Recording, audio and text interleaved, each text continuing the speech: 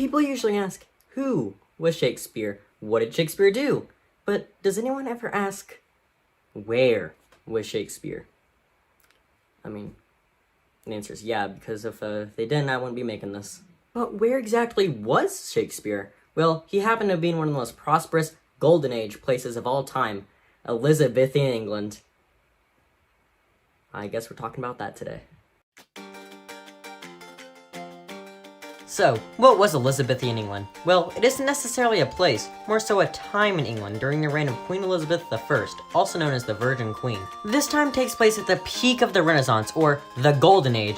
The reason for this is because this is during a time and place when most of the religious fighting started to die out. This wasn't to say there was no problems, as this is when the Spanish Inquisition happens, but the Queen handles that pretty well. During this time of Golden Age, much like most times, everything in your life revolved around the social structure and your standing in it, or your social class. So let's talk about that.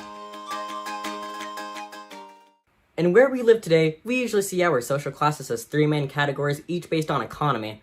Those being earbuds, AirPods, and AirPod Pros, or low, middle, and high classes for you non-Apple users. Back then, they had a very different form of social structure, usually in the shape of a triangle. Now, you may be familiar with this chart already, and because of that, we are going to base everything off of this masterfully designed chart. Back in the Elizabethan era, there were a few main classes like we have today. However, here, the classes are split into 5 main groups. The top of the prism held the monarchy, which is mainly just Queen Elizabeth who had the job of ruling, and I would say she held the position well considering this is the Golden Age. Right below the monarchy holds the nobles. To be in the noble class, you usually had to be born into it at this time, as the Queen did not appoint many new nobles, due to them being a threat to the Queen's power. Most of Queen Elizabeth's council chief officers in the country came from noble families. They were expected to serve in an office, such as being an ambassador to a foreign country. These people, as you would expect, were very wealthy and had very large homes. It is here where I will mention that during this time, most women were viewed as subsequent to men. They needed to rely on their husbands or male relatives for most things, so just keep that in mind. Now we will transition into the gentry, which became the most important class during this time. This class consisted of knights, squires, gentlemen, and gentlewomen who didn't have to work with their hands for a living. Many playwrights and philosophers, such as Francis Bacon, were also in this class. The gentry was essentially the backbone for Elizabethan England. People in this class also went to Parliament and served as the Justices of Peace. Our next layer of this fun three-sided shape is the yeomanry. This is the closest to what we now consider to be the middle class. These people lived well enough, however, at any moment, whether it be from illness or just plain bad luck, could be thrown into poverty. Usually these people worked as farmers, tradesmen, and craft workers. They could even be as prosperous as some people in the gentry class, but they had very different ways of using their wealth. The people in the yeomanry class usually lived more simply and used their wealth on land. Also, as a little fun fact, Shakespeare's from this class. Now, you might be thinking, but wait, at the beginning I said there were 5 main groups, and this chart only has 4. Well, that's because just like the food they eat, the lowest class is underneath the ground. That's to say utterly below everyone else in a class named the labor class. These people live very different lives from everyone else for many reasons. During this era, a new law was made named the Poor Law. This law treated different types of people in the class differently. People affected by this law are split into 3 groups. Group 1, the deserving poor. This contains the young, old, and sick who need help. This law made it so these people were helped in the form of food, clothes, and/or money. Group 2, the deserving unemployed. This affects people that are willing and able to work but can't find employment. This law affects them as it provides them the proper care for. If they were sick, then they were in a hospital, and for the young, apprenticeships were also given. And the final group, Group 3, the undeserving poor. These people turned to a life of crime or became beggars. The law granted these individuals extremely harsh punishments, which could include hanging, burning, or having to eat some nasty vegetables like a peasant. Now back to the full chart, we now see that we have talked about all 5 classes that make up Elizabethan England, meaning now we can get into the everything else, starting with the economy. The money system of this era was all coins, no paper. Very vegan, as I'm sure they saved a lot of trees by doing this. And of course, with a money system, there has to be a way to earn money, this being a magical thing called a job. Now, jobs come in many different varieties, and I'm going to share some of them from this era with all of you right now.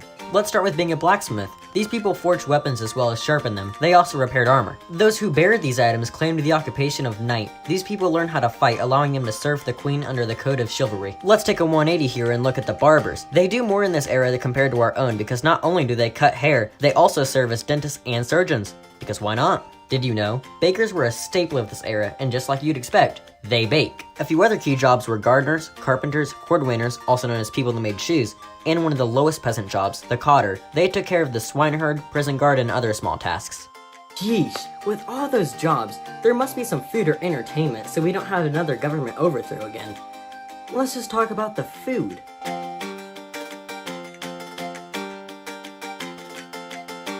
So, this is what they gave the poor people. Okay, so it says here that the poor ate mostly fruits and vegetables because those came from the ground. The rich thought that anything that grew from the ground must only be fit for the poor. Let's just move on to what everyone else eats. As you can probably assume from my previous statement, the people of this era heavily lacked any sort of knowledge on nutrition. We know these people had an extreme lack of vitamin C, and because of this, people actually preferred to have black teeth for fashion. Which now that doesn't seem too far-fetched, since now I've seen the Tide Pod Challenge. Speaking of food people eat, these people also rarely ate meat for religious reasons. They could really only eat meat about a quarter of the year. They also didn't eat dairy, as that was meant for the poor. So, really the only thing left for the rich to eat was a lot of baked goods. Of course, with all this food, that brings the question, how do I make this a good transition into their entertainment? I never quite figured that one out, so...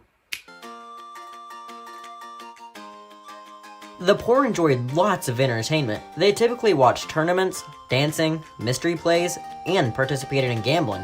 Different types of sports were also watched and played, many being very similar to what we might watch and play now, some of which being archery, bowling, dice, hammer throwing, bear fighting, and even wrestling. Oh, and in case you didn't know, yes, they actually fought bears. Because why not? They also used feasts as a form of entertainment, though usually they were only prepared for religious festivals. Now, let's dive into some spooky, scary stuff, because I love me a good mystery. One of my favorites being How Do You Untangle This?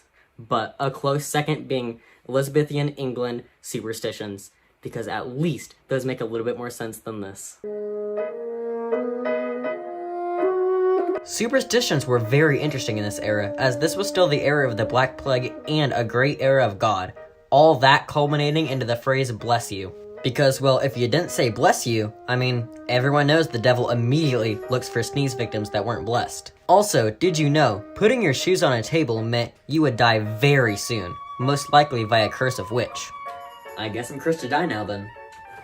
Remember witches? Well, the people of Elizabethan England sure did, as it seems everything was because of witches. Not knowing what the plague was back then led them to believe that the death and sickness must be brought on by witches. I mean, it just makes sense. In fact, witches could do a lot, so let me tell you some things they were able to do. They could fly via broom and had to be an old hag. They could also communicate with their animals. They could also brew magic potions, which, were probably just drugs. They could also cause unexplained fires because it couldn't possibly be the 17 lit candles all night. And they were also almost always poor people because how else would they get the plants for potions? I mean, it all just makes so much sense. People who had pets like dogs, cats, and ravens were suspect of being witches. And don't even get me started on how if you were a woman, no doubt you could have been a witch.